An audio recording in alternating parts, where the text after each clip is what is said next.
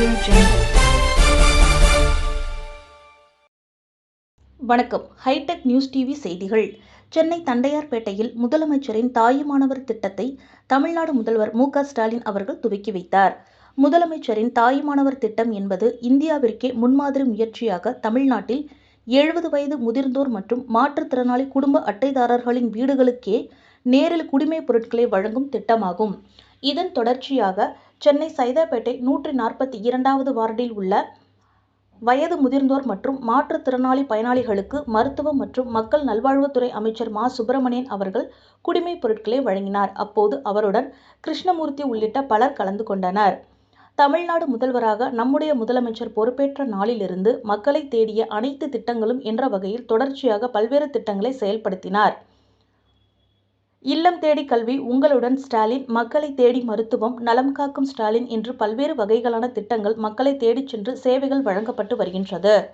இந்த திட்டத்தின் கீழ் தமிழ்நாட்டில் உள்ள 34,809 ரேஷன் கடைகளுக்கு உட்பட்ட 70 வயதை கடந்தவர்கள் மற்றும் மாற்றுத்திறனாளிகளுக்கு ரேஷன் பொருட்கள் வழங்கப்பட உள்ளது. முதலமைச்சரின் தாயுமானவர் திட்டம் என்பது ஒரு மகத்தான திட்டம். தென்சென்னையில் 9,64,774 குடும்ப அட்டைகள் உள்ளது.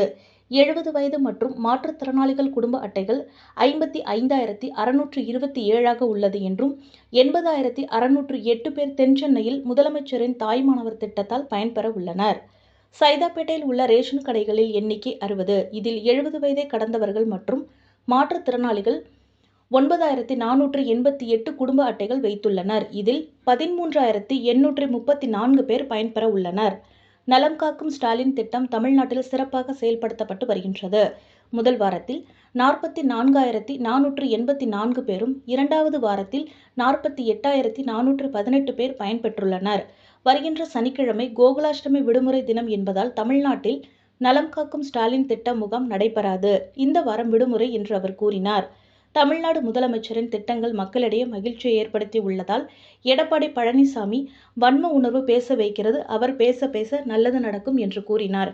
இவ்வாறாக செய்தியாளர்கள் சந்திப்பில் அவர் தெரிவித்தார்.